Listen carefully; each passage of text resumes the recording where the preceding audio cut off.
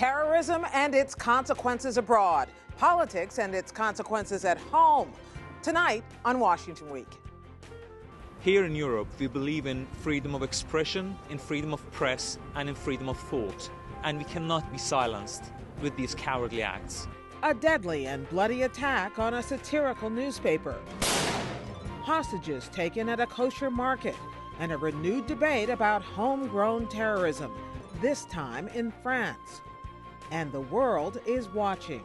I want the people of France to know that the United States stands with you today, stands with you tomorrow. In an instant, fears of Islamic extremism are once again front and center. In Washington, a Republican-led Congress returns to work. The battle of ideas never ends and frankly never should. As Speaker, all I ask and frankly expect is that we disagree without being disagreeable. But there's a lot to disagree about, from the Keystone Pipeline to health care to taxes and trade. Listening to President Obama, you could almost get whiplash. There will be some pitched battles, but I'm also confident that there are enormous areas of potential agreement that would deliver for the American people. We look ahead tonight with Pete Williams, Justice Correspondent for NBC News, Nancy Youssef, Senior National Security Correspondent for the Daily Beast, Michael Crowley, Senior Foreign Affairs Correspondent for Politico, and Susan Davis, Chief Congressional Correspondent for USA Today. Award-winning reporting and analysis, covering history as it happens. Live from our nation's capital, this is Washington Week with Gwen Ifill. Once again, live from Washington, moderator Gwen Ifill. Good evening. We have been here before, recoiling with shock, bracing for backlash. This time, ground zero is Paris, where 10 journalists, 3 police officers, 4 hostages, and 3 attackers have been killed during 72 hours of mayhem. French President Francois Hollande addressed the nation tonight. France has not finished with this threat, so I want to call on you for vigilance, unity, and mobilization. The attacks in Paris have reverberated around the world, raising and re-raising old questions here in Washington. Pete, Nancy, and Michael have been covering every angle of the story this week. So what do we know tonight, Pete? Well, for all intents and purposes, it's over. The 2 responsible for the Wednesday attack on the newspaper died today in a shootout with police. An associate of theirs took hostages at a Jewish market. He was killed, some of the hostages as well. But his wife remains at large, and the authorities would like to find her for 2 reasons. One is they're afraid that she might commit some sort of attack. But secondly, because all the other participants are dead, she will have valuable intelligence information that they're very much eager to get. And the other, I guess, major development you'd say is that the al-Qaeda group in Yemen made a public statement late today saying this was all their idea. Now, there's no way to know whether it really was their idea or not, or whether this was a statement that they put out after the fact based on what was publicly known. But there do definitely seem to be connections between this attack and the al-Qaeda group in Yemen. And one of the connections is that we know that one of these brothers actually traveled to Yemen and met with people and claims that he crossed paths with Anwar al-Awlaki, who is one of the leaders, who is now al-Qaeda, who's now passed away. But I wonder, Nancy, based on that knowledge and that knowledge of his movements, how he was able to hide in plain sight. Both of these brothers were on people's radar. It's a great question because, in fact, they've been involved in jihadist activity for 10 years, talking about it publicly to journalists. Sharif, the younger of the 2, had been arrested for trying to get 2 others out of prison. Sayed, the older one, was known to have gone to Yemen, spent months training on weapons. They had publicly proclaimed for a long time that they're interested in carrying out jihadist attacks. And so in France, their approach is somewhat different than the U.S. one. When Sharif was charged and convicted, he was sentenced to 3 years, only served 18 months. The other challenge is, how do law enforcement divide their resources when there are thousands and thousands of people claiming to be jihadists? And in this case, these guys had stayed low for 3 years. Well, that's the question that's true not only in France and a lot of other threatened places, but also here, Michael. How do you prioritize risk? How does the U.S., in watching this, tonight there is a warning for Americans traveling abroad a caution, I guess. How do you prioritize risk in terms of who to watch and how to watch them? I think we're still trying to figure that out. And we have the same problem that the French have, which is we just don't have the resources. So we have more manpower. It's a bigger country. But we have more people to keep an eye on. And you know, we have a similar example where in the case of the of Tamerlan Tsarnaev, the Boston Marathon bomber, was on the radar of law enforcement, was interviewed by the FBI, and they basically came away saying, okay, we're a little worried about him, but he's not somebody we have to monitor all the time. We have a lot of other people to worry about. And you know, I did a story for Politico this week that looked at some of the Obama administration's efforts to counter violent extremism domestically. And one thing that the administration has done is tried to encourage people in any community where there might be extremism, and the Muslim community in particular is the one we're worried about at the moment. Come forward if you see somebody behaving, you know, oddly or more confrontationally. But I talked to a former FBI guy who said, you know, you're just going to have tons of false leads and false reports. Anytime somebody's losing their temper, somebody's going to make a phone call. The FBI can't run all those leads down. So it's just really hard. So you can jump in whatever you want. I do want to ask Pete this because you've been following what they're thinking about in law enforcement, the Justice Department in particular. How do you decide who to follow and who not to follow? How do you decide who's suspicious and who's not in a case like this? It's the hardest thing. In Boston, of course, you had this sort of sketchy lead from the Russians who never fleshed it out, that thought they might go radical if they went to Russia. Here you had a person who the French had known had gone to Yemen, another, his brother, that they knew had been arrested twice, right. Once for trying to, you know, being recruited to go to Iraq and trying to go there, and then this prison breakout scheme. And they say, you know, we did watch them. We watched them for a long time. We had other priorities. They seemed to sort of clean up their act, and we decided we had to turn elsewhere. For every person that the U.S. wants to do surveillance on, when you don't want them to know you're surveilling them, it takes at least a dozen people. So it's very manpower intensive, and there simply is no way to keep them on. So it's a combination of things. It's all assessment. It's all judgment. And, of course, it's not perfect. This is the big question the French are going to have to answer, and every person in law enforcement tonight is saying, there but for the grace of God go we all. My question is about the response. Do we have any sense about both how France or the international community is going to respond to these attacks? One thing that comes to mind is the ongoing air campaigns in Syria against ISIL, what's going on in Iraq to combat the rise of al-Qaeda. Does this raise this question of what do we do from the home base of where it's coming from? Well, the challenge is how do you respond when they're local residents and they're in one's community? And conversely, if one reacts too much and isolates them too much, it draws them even further in jihadism. Do you cut off their access to the internet because so many people are recruited that way? Do you have a public relations campaign? The other balance is that there's an effort, particularly here, to not ostracize people or create an environment in which Muslims overall feel unwelcome. And so it becomes a real dance. If anything, the response is an intelligence one, that is reassessing how the intelligence is handled, reassessing who's given priority and who's not. I think one of the biggest takeaways from this is so often when people lay low for several years, people assume they've walked away from jihadism, which some people do.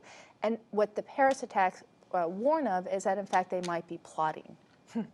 I also think that you're going to see the tide will shift back, at least in the short term, toward the people who want to err on the side of constricting civil liberties. So we've had this big debate about the NSA in particular and surveillance, and I think that the people who are the kind of civil liberties left is going to have a harder time making their case in a climate like this where people are very afraid. I also just think that public opinion for getting more involved in Iraq and Syria will probably grow, even though it appears that the threat here was tied to Yemen and al-Qaeda, which is separate from ISIS, which is a group that split from al-Qaeda. I still think that in general there's going to be a sense of fear and anxiety and a willingness to support military action against terrorists who might threaten Western countries. I want to ask about al-Qaeda because I think for a lot of Americans who've been paying attention at all, there's been all this talk about the Islamic State group for the last several months at least, if not the last year. And now all of a sudden al-Qaeda is back front and center. It turns out they never went away? They never went away. Al-Qaeda and the Arab Peninsula that we're talking about now, their goal is to create a caliphate in the Middle East. At the same time, what they've been trying to do is recruit people in the West to attack the West, people who they see as infidels. And so one of the ways that they were doing it was through this magazine that they put out, Inspire magazine, in which they listed specific attacks, how to create bombs and whatnot. And so I think the focus was so much on ISIS because of the Islamic State, because there was truly a war there and a battle for a state. And Al-Qaeda hadn't reached that level yet, but it's been something that's been brewing for years. And remember, in 2011, when the older of the two brothers went to Yemen, it was the height of the U.S. campaign against Al-Qaeda. We think of it as dead for years or gone for a long time, but this is something that has popped up and died down for the last decade. And they put out a statement tonight saying that they were taking responsibility. The Al-Qaeda headquarters is gone. It's all the franchises that are causing the problems, and the Yemen one has been very aggressive about trying to attack the West. Remember, it was the Yemeni branch of Al-Qaeda that was responsible for the aborted underwear bomb plot, the plane that came into Detroit, inspired the attack on the Army post in Texas. And they're, what a difference 5 or 10 years makes. Number one, there are just so many more people to keep an eye on. People are pouring into France, Algerian radicals, people coming back from Iraq and Syria. It is, as one former prosecutor said, become a black hole sucking people in from all over the world. Huge challenge for the French. But secondly, this much more aggressive propaganda effort. You see it with ISIS. You see it with this Al-Qaeda magazine, Inspire, that they put out. One of their recent issues had the editor of the French newspaper as someone who should be targeted for criticizing the Prophet Muhammad. And you don't need a subscription to this magazine. It's not hard to find. I mean, you can download it, and anyone, when they're done watching this show, can go online and get a PDF, and then it'll be in their laptop in 30 seconds. And the ubiquity of this kind of radical propaganda and the accessibility, an unemployed guy in the suburbs of Paris sitting home can read all this stuff on his smartphone immediately, and I really think that's raised the threat level. And that feeds the homegrown terrorism, which is what we are more aware of now than we have been. Right, although I would say this does not appear to be that kind of thing, because as you point out, these are two people who have been at it for over a decade. In a cell of people that in Paris who tried to do a whole bunch of things, and the third person who was involved in taking the hostages at the market was involved in one of their earlier plots. They've all been in this together for quite a while. It's interesting the difference, the timelines that we're working with, because in the U.S. we think 3 years the group must be dead. It appears that 3 years ago they allege that they had started plotting the attack on the satirical newspapers' offices. And so one of the challenges is timelines, what Westerners think of as a long time and what members of these groups think of as a long time. Often these are plotted out years in advance. And for American and Westerners, that seems like an eternity, but they're on a different timeline than the West. From the point of view of the White House, of American citizens, of the American national security apparatus, are there lessons to be learned? First question, could it happen here? Could something like this easily happen here? That's the big question tonight, right? And that's why it's called terrorism. This is an attack with rifles. Of course it could happen here. But here's the next question then. What are we doing to protect ourselves against something like this happening here? What is the strategy? And you wrote about this a little bit, Michael. What is the strategy that the U.S. has in mind, this administration has in mind, to try to head that off? Yeah. So shortly after President Obama came into office, we had several close calls, attempted domestic terror plots. There was one that would have exploded an SUV in Times Square, and I think a lot of people kind of maybe forget about that now, but it's nearly a big bomb going off in Times Square on a Saturday evening in May. Right. And the White House officials said, we got to get our arms around what we're doing to combat domestic radicalization, try to stop this, get more information about it. And they realized that their programs were a mess. They were disorganized. They were disjointed. The White House put out a strategy. Dennis McDonough, who is now the president's chief of staff, kind of took control of this. And in August 2011, they put out a strategy that basically directed principally U.S. attorneys, Department of Justice, Department of Homeland Security, try to have better ties with local communities. They were very careful not to single out the idea that this was Muslim communities, but I think really that was foremost on their minds. What I reported in Politico this week was that really people on all across the spectrum just say it's not really working out. They didn't put money behind it. The bureaucracy has stalled it. A very familiar Washington story. Conservatives think it's too politically correct. The people who implemented it say it's not being put in place. Civil libertarians don't like it. The Muslim community doesn't like it. I'm sympathetic because it's a really hard problem. Well, let me ask you about that, too. Is there resistance on Capitol Hill to this kind of an approach, which is let's make sure that we don't get backlash from the Muslim community because we need them to be our informants, basically, or let's make sure that we find a way to get everybody on board about how one handles this, how one ends the conversation before it begins. Is there a debate at all on Capitol Hill about that? Almost none. I think that there is some debate among civil libertarians more when it comes to surveillance, which is a lot of what we have to do to identify lone wolf type operators. But we saw it recently even with NSA wiretapping, the way the surveillance state, even in the NYPD and the police department and what they were doing in the city surveillance programs. I think overall it leaves a lot of a bad taste in certain lawmakers' mouth, but on the whole, they have not cut funding for these programs. They have not done any significant legislation to rein them in. And if anything, I think there is a tacit level support for the intelligence community to do what they believe needs to be done. And probably an event like this brings that on even more. How do you measure success, progress, comfort level in a situation like this? How does the leader of the free world come and tell people here that we're different than what happened in France? Well, you can never do enough. It's a combination of intelligence, it's a combination of community relations, trying to get people to tell you when things go wrong, and thirdly, it's also making people who come here to the U.S. feel welcome and not feel estranged. The problem is propaganda coming in saying, you know, if you're sitting there in your living room and you're not involved in jihad, then you're not really very good at what you're doing and you need to get more active. And also this see something, say something campaign, which we hear relentlessly. You know, very few of these things just sort of burst out of nowhere, and especially this one, which may have involved planning and coordination. Unfortunately, it's a vicious cycle also. I mean, to try to stop these plots before they get to our shores, we are blowing people up with drones and using special forces, but we're killing innocent civilians along the way. We're engendering a lot of hatred, pictures on Twitter of children, sometimes they're fabricated, but often real, killed by American armaments, and that generates hatred and creates this idea that there's an American war on Islam, and that has a blowback. And how do you stop that cycle? There's no easy point to stop the cycle. But can I ask a question? There is an American war on Al-Qaeda, and does this suggest that Al-Qaeda is resurging, is stronger? I mean, how do we gauge where we are in that fight? Here's the problem. The wars on Al-Qaeda are wars of attrition, and who decides when the group has been eliminated? It's almost impossible because it's a subjective thing. And so in the wars in Iraq and Afghanistan, the U.S. didn't leave when it was an absolute decision that the wars were over. They left at essentially an arbitrary date when they decided they'd achieved enough attrition. And so the question becomes how much can be left there that can then burst into a new kind of group. All right. Well, thank you guys. That was a very smart conversation about a very troubling week.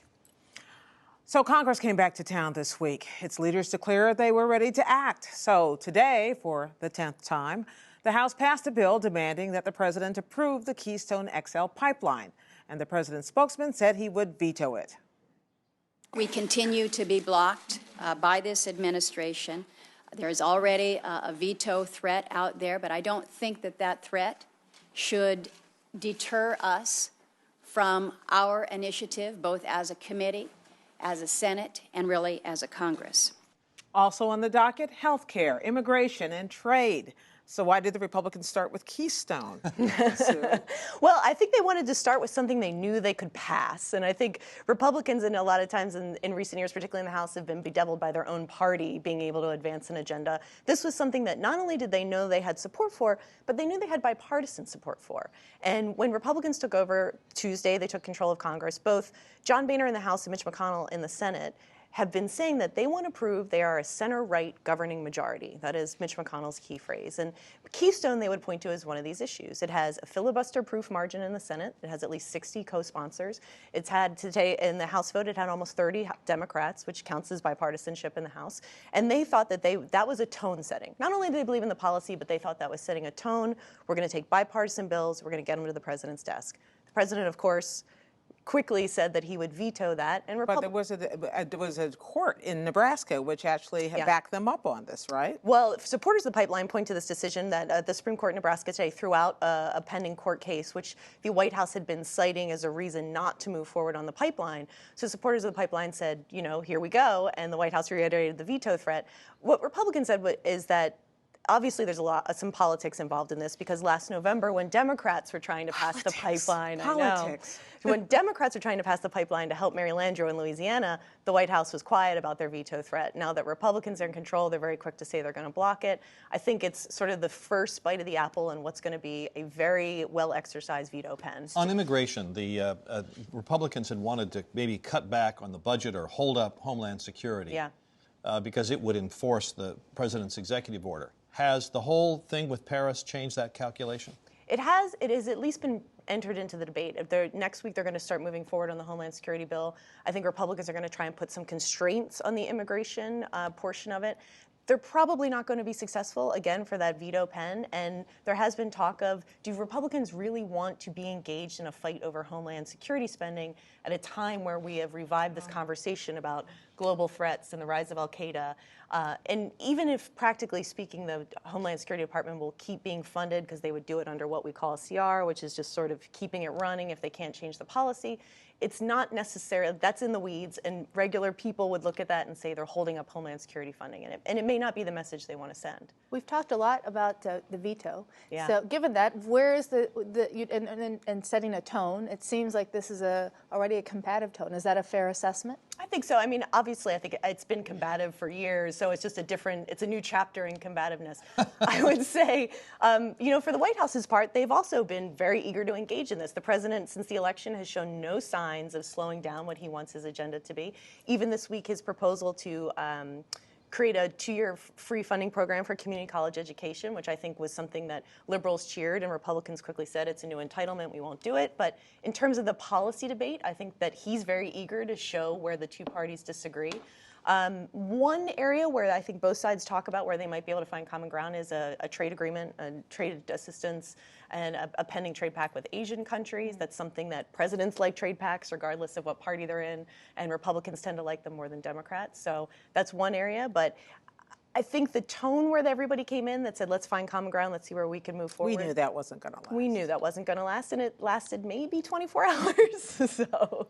One last question. Go ahead. Yeah, well, and what about the 2016 campaign? I mean, by my count, there are 3 senators who are going to be running for president. So how much is this just going to become a stage for them, grandstanding, and how quickly is this going to become about 2016 on Capitol Hill? It's a great question, because 3 of those candidates, Ted Cruz, Rand Paul, and Marco Rubio, 2 of the 3, have shown that they like using the Senate floor as a platform to build national messages. So I think that they'll be very willing to use that platform if they do and decide to run. And on the House side, of course, we still have a little lingering Tea Party unhappiness from that we saw in the Boehner election. So much fun to watch. Thank you all very much. Before we go tonight, we want to take a moment to note the passing of Edward Brooke III, the first African-American elected to the Senate since Reconstruction. A champion for fair housing and a believer in the value of bipartisanship, Brooke was a liberal Republican who served the Commonwealth of Massachusetts as its senator for 2 terms, beginning in 1966. He was 95 years old.